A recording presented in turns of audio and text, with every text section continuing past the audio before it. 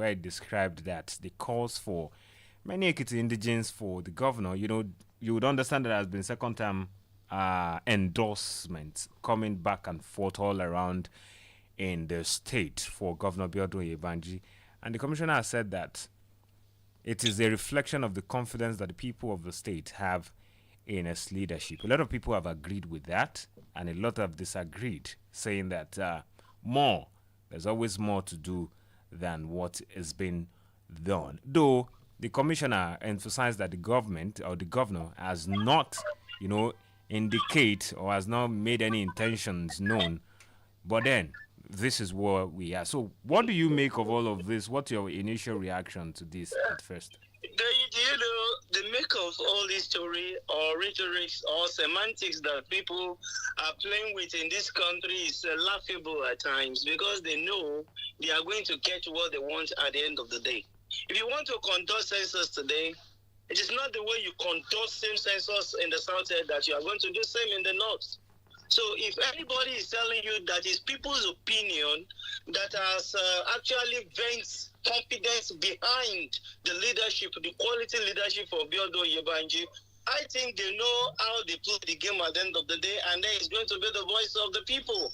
But to me, the question is on actually tell us, is Mr. Governor doing the right thing or not?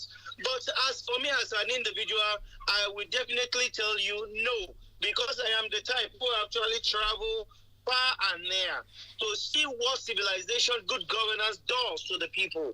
And I'm going to tell you, doing, if you must say someone has done beyond past administrations, and then that is a credence or a kind of premise that someone should ride upon to say, yes, that person has actually acted credibly well. I will now ask you, where you are seated in that studio, you can do your investigatory journalism and then see it where you can actually size the blueprint of Mr. Governor to say, yes, this man has surpassed everyone that has been the governor of this state. But being that may, because sometimes when the elders in the town are not crying, what happened to the children at the beneath? They will have to swallow the bitter pills and say, yes, what the elders are putting on the table is rosy and is good to them. But I, as an individual, I will not concur to that we can still have somebody who is better than Oladoyin Ayegbusi in Ekiti State and who can do better than him. It's just that I don't know whether posterity is the reason why people are running. They don't want anybody to actually connect them with the nemesis that has beclouded the state and the country at large. That is my submission. You mentioned something that the governor being or better than his predecessors. A lot of people have come, even on this platform, a lot of people have said that the governor has done so well far beyond his previous or his predecessors, the previous governors in the state. At least a lot of people have attributed that his ability to unite leaders, warring leaders, a lot of people have attributed to some of his impact and some of his policies in affecting.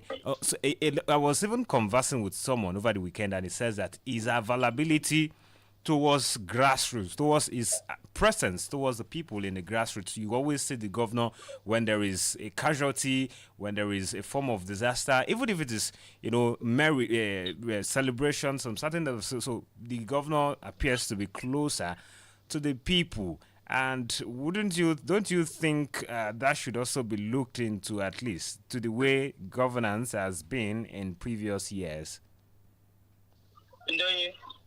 One thing I think I came up with an intro by saying it's not as if the man has not done anything. I did not say Governor Oladoyin Ayegbusi did nothing in Ekiti. In the area of peacemaking, settling the elders, bringing them together, and then the peace coexistence that we have enjoyed so far, I think I can applaud Mr. Governor for that. In the area of human capital development is what I'm talking about here now. All right. I'm talking about human capital development. This man has done nothing in that regard. In the area of infrastructure, if somebody is telling me that he's doing something, I will tell you no. Because number one, during the time of Peter Ayodele Fayose, in his first term was what we are enjoying today, like Fayose Market that is there. During the time of Fayoshe, I can tell you many roads that in Ekiti State that were single lane was actually dualized by this Ayodele Fayoshe in his first time in office. And you can see the blueprint of Governor Ayodele Fayoshe during his time. Virtually all the local governments that we're having in Ekiti State. But when we talk about moral value, moral decadence, Governor Biodu Oyebanji actually surpassed his predecessors in that regard. But in the area of human capital development and infrastructure, he has just done 30% of it. Because I cannot tell you that I am blind to see that he's constructing a flying over bridge in Ado Ekiti. I cannot say that I am blinded to see that he has been able to connect some roads within Ado metropolis. But I put it to you, my dear brother, go to Oye, go to Irele, go in between. There is a place in that area that even where you are, Iropora to Epe, to Ijero. What happened to that road? Now go from Ido to Idao, and Ayegunle. You can tell me, and even from Ayegunle to what's the name of this town before you go to Iloro? What's this? The name of this place? Those roads. These are the areas that whereby we can get our farm produce, and then there will be plenty of food in the market. And then I want to put this to you: what has government been able to achieve in the area of the inflation that has beclouded the state? I must tell you this beautiful thing, my dear brother. If I must give somebody a scorecard, I will give you a scorecard based on what I benefited in your administration. Right. So that is why I did not say he did do anything. He has done something, but he has not been able to surpass his resources in the area, these two dimensions that I mentioned, infrastructure and human capital development. All right, let me now pick on it on the area of infrastructure. The commissioner, while he was making that interview, says something where he talked about the transformation or the transformative effort of the administration in terms of infrastructure, and that is according to, or that is in the Atikonko slum that has been cleared by the government to foster infrastructure development. Don't you think that is commendable? As a matter of fact, that place has been known to be a notorious place for a while now. So don't you think that is something that, should be... Hello, are you there, Mr. Gabriel? But you cannot put that as infrastructure. Yes, I was only trying to pick from... Hello, can you hear me? Yes, I was only trying to pick from one of the things that the commissioner said. He referred to that, and that's why I brought it up.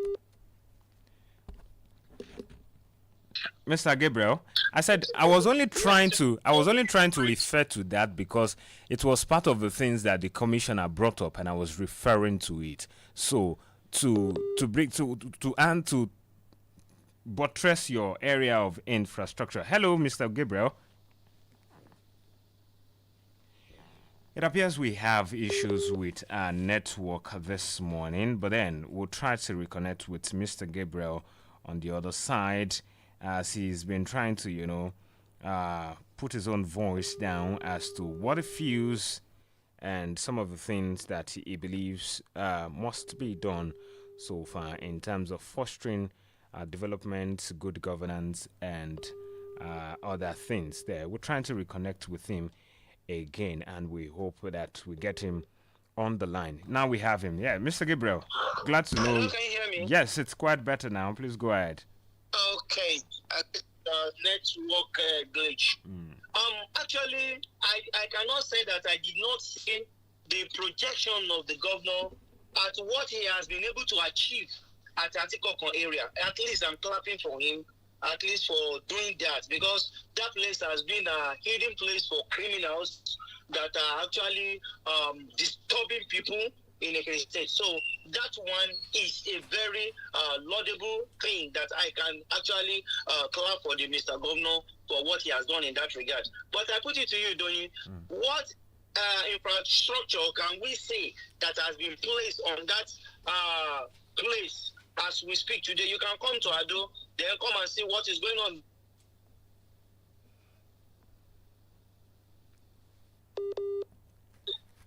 An ordinary I will project for now, because I cannot see, nobody is discussing anything with him as to what is going to on that place. So, peradventure, where I'm heading to now this morning is that if we are talking about a physical achievement on infrastructure is about 30%. I'm still on my tentacle, and that is where I stand. And that, So you believe the governor has not done well infrastructurally? uh, I said, so you believe that the governor has not done well infrastructurally? All right, we seem to have problem with the network, but then we'll try to improve better on it. Mr. Gabriel, are you still with us?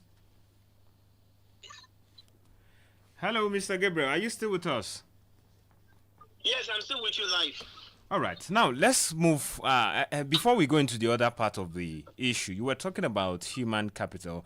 I'm trying to quote part of the things that the commissioner said while he was granting that interview, where he said that the Oyebanji government has also continued to facilitate soft loans for Ekiti traders, thus protecting them from taking loans with excessively high interest rates and activities of loan sharks, stressing that the focus is to enable traders concentrate rather on developing their businesses, thereby contributing to enhancing commercial activities and development in the state. That's something to consider, right? You see, you know one thing, I will always laugh at a kind of gestures that are into oblivion and that are in the thin air. My dear brother, on what platform are they doing that? Which bank is doing that? At least if you want to tell me that you actually want to alleviate people, you must have a platform at which you and I can have access to such and to benefit from that kind of project. My dear brother, I put it to you, do your investigatory journalism. I think you were supposed to have actually asked the Honorable Commissioner what platform and how are people getting access to that loan? Because if it is not party loan that there were reports.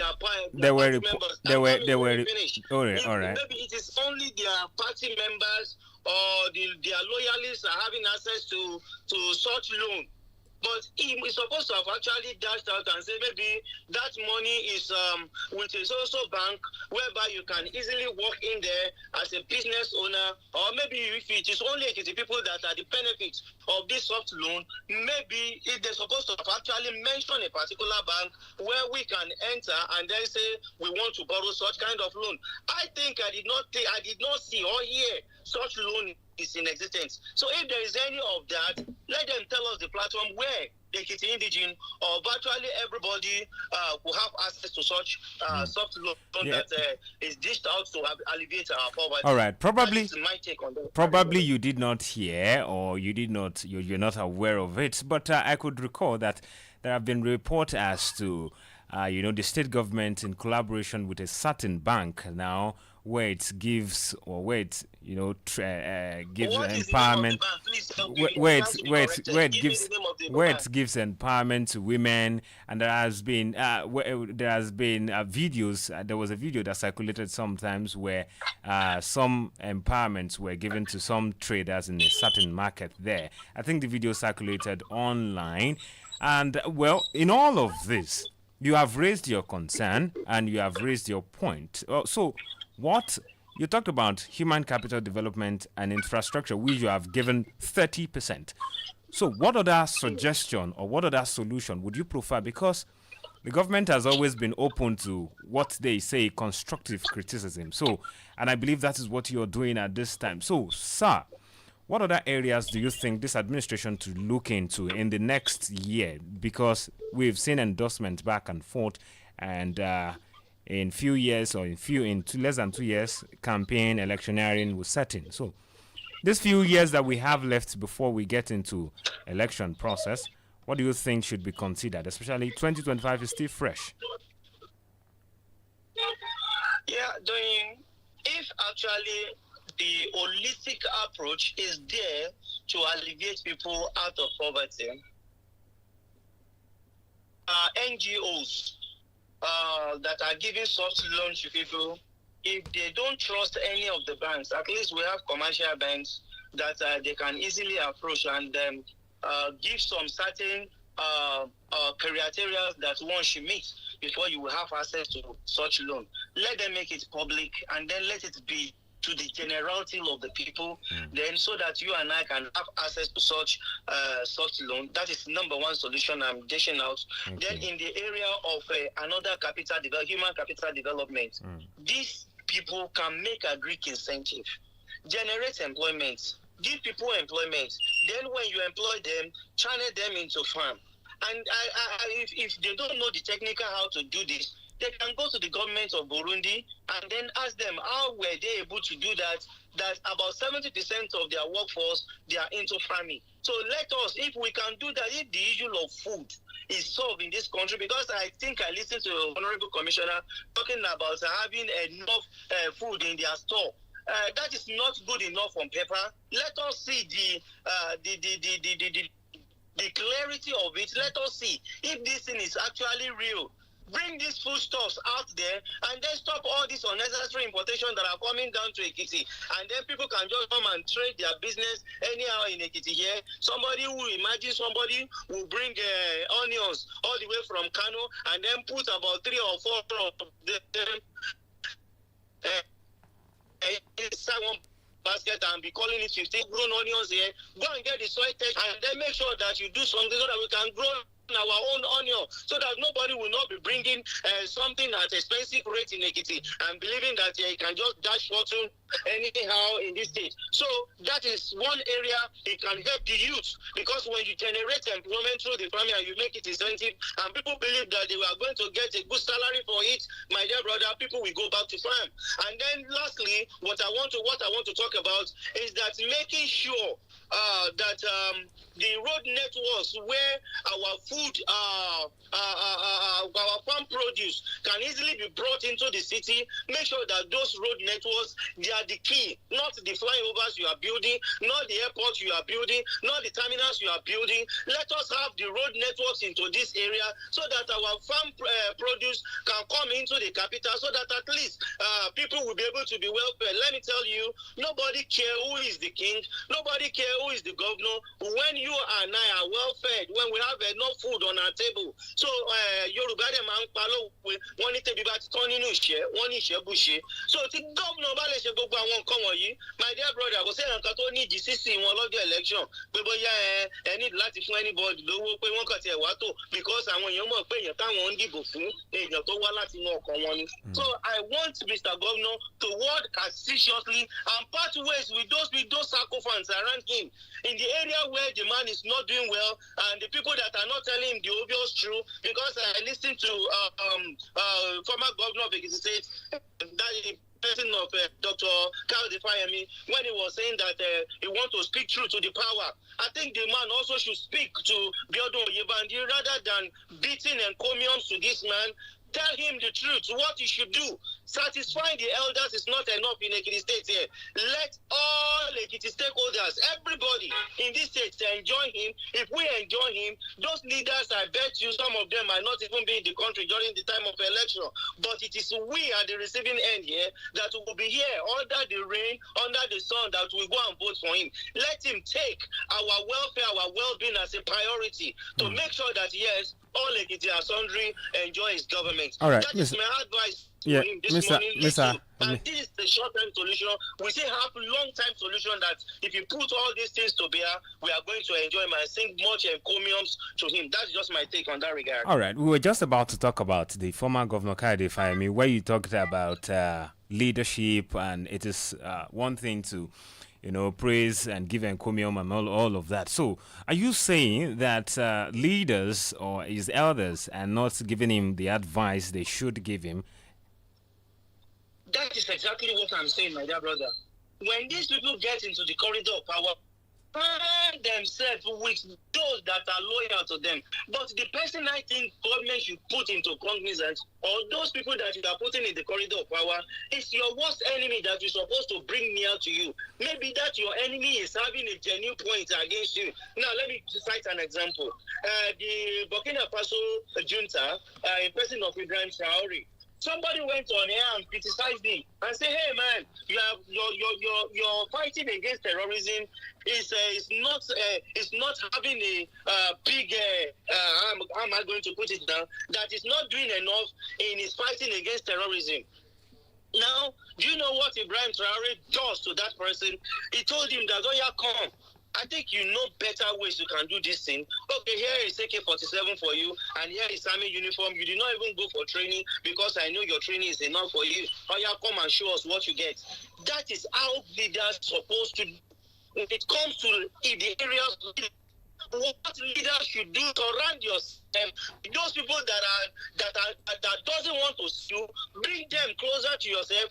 Ask them, what is it that I'm not doing right? These are the people that will tell you the truth that you require to hear. But those psychophants around you, your loyalists, we don't want to do anything that will hurt you, and then they will continue to sing for you so that people will see because you will be thinking that yeah, they are yeah, loyal to you. because They are not loyal to you. yes. It's the same set of people that will go and queue behind another All right. politician, and then maybe when your time is about to expire, they have eaten and dined with you. Then before you they will say no. All right, Mr. You are Gabriel. not doing what they expected of you. You will not become to another political party. Mr. Gabriel, yes, I am still there. Yeah. Now let's before we finally leave this topic and talk about something else.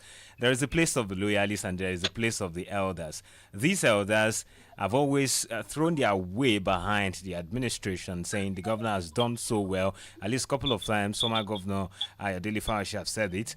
Former governor Kayode Fayemi has also said it, and that the governor is trying his best and is doing everything so far. So if the elders feel that the governor is doing things so far, probably there is no need for an advice. Or what do you think? Don't you? I want to tell you, and let me shock you this morning. We don't have elders these days. What we're having is loyalists. So you mean the elders are loyalists to the governor? They're loyal to the governor because the governor is beating the drum towards their own kind of music they want to hear. We have leaders now in Ekiti State that are loyal to Mr. Governor because Governor Uriwonfin, Governor Beba. So they are not loyal to him because the governor is a cool-headed somebody whom they can have access to at any time. So advice is no longer coming from them to him, for him to do the right thing. My dear brother, let us leave this to the public opinion. I'm not talking about the sycophants that we call on air and begin to dish out encomiums. Mr. Governor is this and that. Let people with real thoughts tell you, do they see the handwriting of Mr. Governor? Because this man is going to 3 years by October now. Within the sequence of this period, do they see any blueprint of Mr. Governor in their local government? Let them say the truth. What they are enjoying today in terms of waterborne system, in terms of electrification, in terms of road networking, in terms of every other amenities that there should be of benefit to them. Let us ask them, do they have access to that? Has governor been able to do enough? How many of their senators has the governor able to convince that they should come and do something in their constituencies? Which time are they having a convergence that actually ameliorates the suffering and the yearning of the people? I'm telling you, as we speak today, come to Ado-Ekiti, the cost of living is very, very high without company. We don't have where we can easily run to and make a daily cash, and nobody is doing anything about that. And you want me to sing a encomium and be clapping my hands that somebody's done enough? My dear brother, I'm not the type that will be hiding behind the finger and said, I begin to ask you, or I'll begin to play a sanctimonious gallery and then begin to tell people that I am telling you the obvious, which means I am lying to myself and I'm going to the middle of nowhere. That's just my take in that regard. We don't have leaders that are having leadership qualities anymore. We are having leaders that are loyal to somebody who actually gave them respect. Not minding what they are doing positively or negatively. That's just it, my dear brother. Let us leave it to the public opinion. Let's hear what our people we got to say in that regard. All right. The studio line will be open in no time. But then, before we go into other, or before we go further, talking about former Governor Kayode Fayemi, he said something last week, where he said that President Bola Tinubu means well with his policies, but well-meaning is not enough in leadership. You would understand that the governor or the former governor has been loud about leadership in recent times, and he's always emphatic about pure leadership, and issues around leadership has been the highlight around him. So he has said that it is not enough to have well-meaning ideas, policies, implementations for the people in leadership. Do you think the former governor is right this time? Yes, sometimes I don't condemn somebody's speech in totality. Mr. Dr. Kaudi Fayemi is a visionary leader, is a man of worthy of emulation, is a man of high profile, is a man that I can easily choose as my role model. But sometimes some of them are semantically careful to speak to power. But I think what Mr.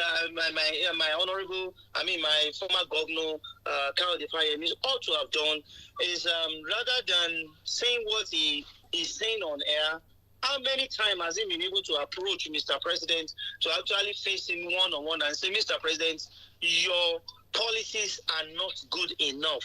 You should do beyond what you are doing right now.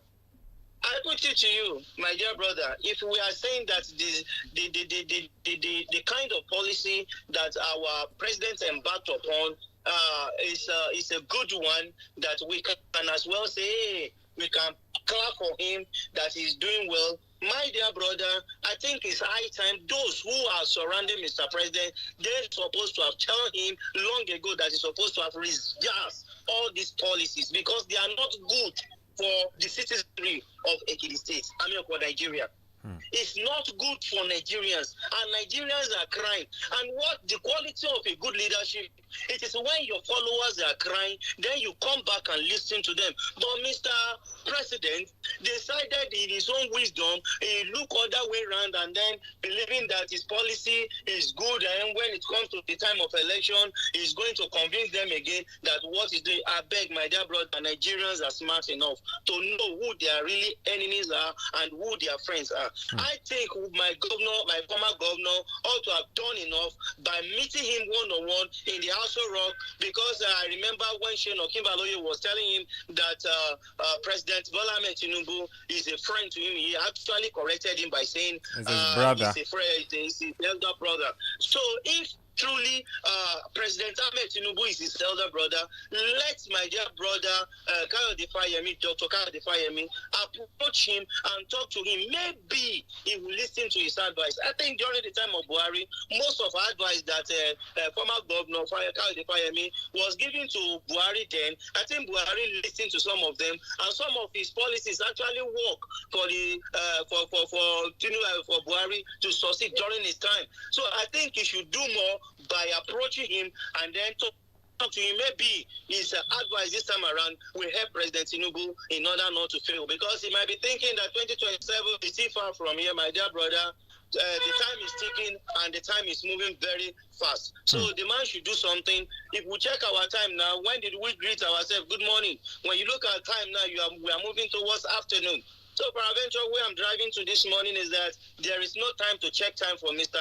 President. He should do the needful and then make sure that Nigeria goes well. All right, Mr. Gabriel, there are two factors involved here. We have number one, good intentions, and secondly, effective policy implementation. So how would you, or what would be your suggestion as to how the president can balance these two together to drive positive change in the country? I want you to please come again. I was saying that when we look at these issues, we have good intentions versus effective policy implementation. So how can the president balance these two together?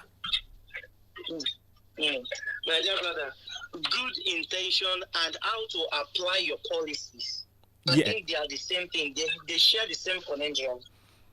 When you have good intention, then you map out a strategy which I tagged as a policy. The way you want to implement that policy, the way you want to put that your good intention on a template that everybody will say that yes, you have a good intention. I might have a good intention inside of me without me showing out to the people, then my good intention remain within me. So peradventure, these two, they share the same conundrum.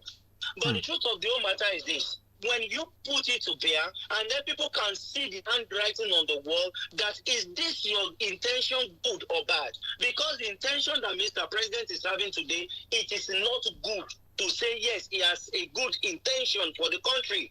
among all his intentions, you withdrew what I tag as subsidy remover that most Nigerians are now suffering today. All right. And you told us to the public. I want to remind Mr. President of his words when he said that when he removed the subsidy, what will come after is the functionality of our dilapidated refineries. How many of the refineries are working today? Apologies, Mr. Gabriel. Let me come in. Subsidy. Apologies. Let me come in there so that you would address everything once and for all.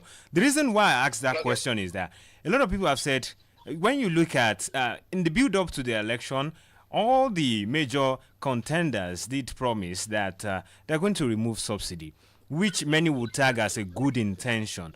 But when you look at how it was implemented by the current government or administration of President Bola Tinubu, it was declarative, according to some persons, that it was just, it is gone, it is gone. So how the good intention versus, policy implementation, how can we shuffle those two together? That is, I'm still on my tentacle, my dear brother. When all the aspirants of different political parties said they are going to remove subsidy, do they tell you the technical how they are going to remove the subsidy? I might get there at the end of the day and realize the body language of the people that if I remove this subsidy, will it be at the benefit of the people or is it going to be against the people? Now, they have the intention because they all believe that sector has been polarized with big corruption. And then that is why they were not looking at it that if we remove the hand of government from this sector and let's see what is going to give birth to, and the implementation at which all the pronunciation that Mr. President made was done at the wrong time. Because no any consultation was made, it did not meet the people that are in this stream. It did not meet them to ask them what actually they are passing through. If we remove this subsidy, how effectively is going to build this sector? It did not ask any question at the day of your inauguration that you are yet to meet some ministers, you are yet to meet those the head of parastatals. You did not see any of them, and you now say subsidy is gone, and immediately those who know how to bastardize government said, okay, the price of petrol will now go to 500. How did we arrive at 500 naira per liter at that time? Did something from that 500 went to 600? How did we arrive at there? The implementation of his policy were very, very wrong to actually dent the image inside of him that we tag as good intention. Because when you have good intention, when Nigerians are crying and yearning that this policy is too harsh on them, a good leader will just look on how he's going to do that. If not for Dangote, I bet it with you, Mr. Adonyi, well, the price rate of petrol in Nigeria will rise to 2,000 naira per liter. Right. I am telling you this from experience. All right. But if not for Dangote, who just came and they began to negotiate, you can imagine people who told us that our refineries is working, it's not working, they depend on importation. How do you run governments like that? How can you tell me that such person has a good intention? These are my stalemate. Just call it a stalemate. These are my stalemate about the leadership of Mr. President. All right. Because of our time, let's open the studio line 07047 0077701 or 07072766278. Those are the lines to call this morning. And if you are watching from outside the country, plus 234 047007702. Hello, good morning. Hello, good morning. Hello, good morning.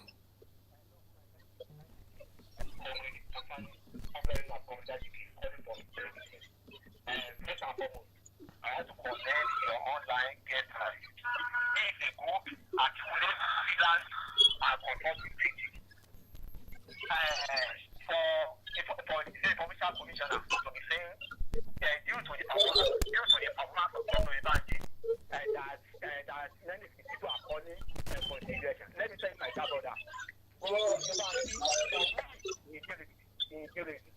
You don't enjoy his administration. His administration is dedicating local government infrastructure development to the background. For instance, if he has allowed government autonomy to be materialized, if people will witness unprecedented development, it is very unfortunate under his watch, for your information, my dear brother, in Jero, where I'm talking to you now, there is a road that is not up to 1/4 of a kilometer. Local government chairman find it difficult to repair due to the non-release of local government allocation that is meant for the government. If information commissioner is saying, hello. Yes, I can hear you. Go ahead. If the commissioner is saying people are calling for a free election that he was performing, for your information, state information commissioner is a statement maker, and one of his duty, constitutional duty, is to protect the government that was having either extending of democracy to every executive or not. State commissioner for information is surely defending.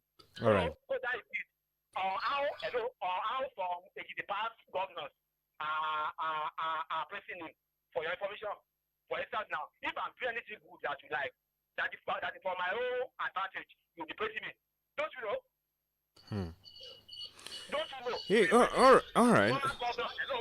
I can hear you. Please try to wrap up. Of PDP, that's one of those people that are clamoring for re-election for him now for information. He has considered a polarizing. All right. Thank you.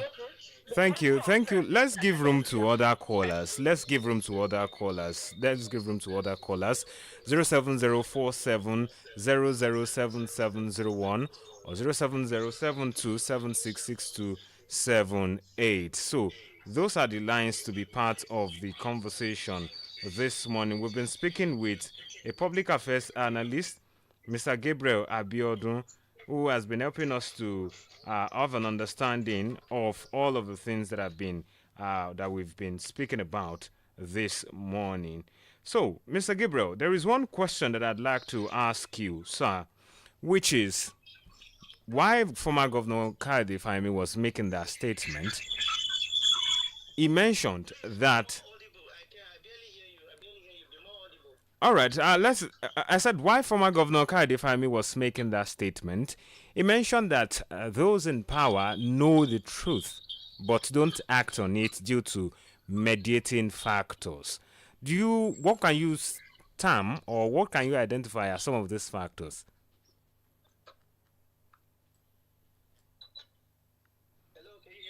Yes, I can hear you. I was asking that when former Governor Kayode Fayemi was making that statement, we're running out of time.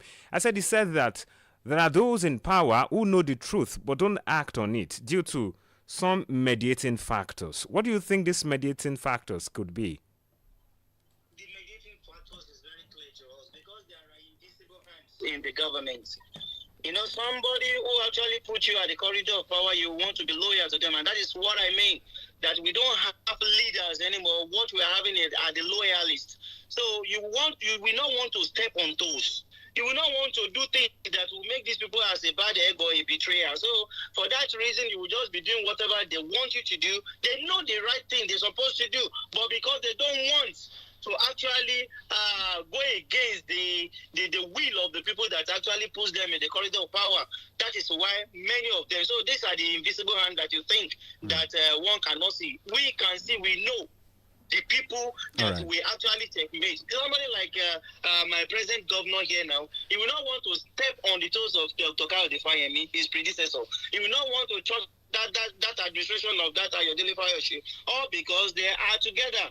So these are the hands that we think is invisible, but they are not invisible. It's a clear picture that each and every one of us can see. So all right. That's my take. All right. On a final note, the federal government is coming up with a policy, or it has directed or has given a February 17, 2025 deadline for identity verification as the government moves to weed out ghost workers. The issue of ghost workers has been on the table for a while now, where we see federal civil servants, even civil servants across subnationals, where we see them do ghost working and all of that. So there is this move by the federal government now. What do you make of it, and how can ghost working be curbed totally in these few minutes that we have? Yes, I'm not a civil servant. I know that, right? But I think if it is the right thing to do to actually sanitize that sector, they should go ahead and do it. But all this while that have been discovering what's it called now, ghost workers. What impact? Do they generate more employment to the people? Do they do what the workers? How are they even taking care of their civil servants that are working with them part time? Now many of them are leaving work and they are traveling abroad for a better, greener pasture. So, my dear brother, what I would want to say in this regard is that many of our people are not doing the needful. And they are not doing what they're supposed to do. They will be embarking on white elephant project. Then after that, then we'll begin to give different excuses, thinking that we are doing the right thing. Those workers that they are dictating all this way, what are the positivity of it? What have they been able to do differently? So I don't much care about what they want to dictate, even though they are giving their inspiration time to actually dictate whatever they want to dictate. That's none of my business. But my own is that let this country be a better All place right. for each and every one of us, and then let us have a better All country right. so that our people will stop traveling abroad seeking a greener pasture. And it's so pathetic that many of our Nigerians are dying in the diaspora, all because they cannot come back home because this place is more tedious than where they find themselves.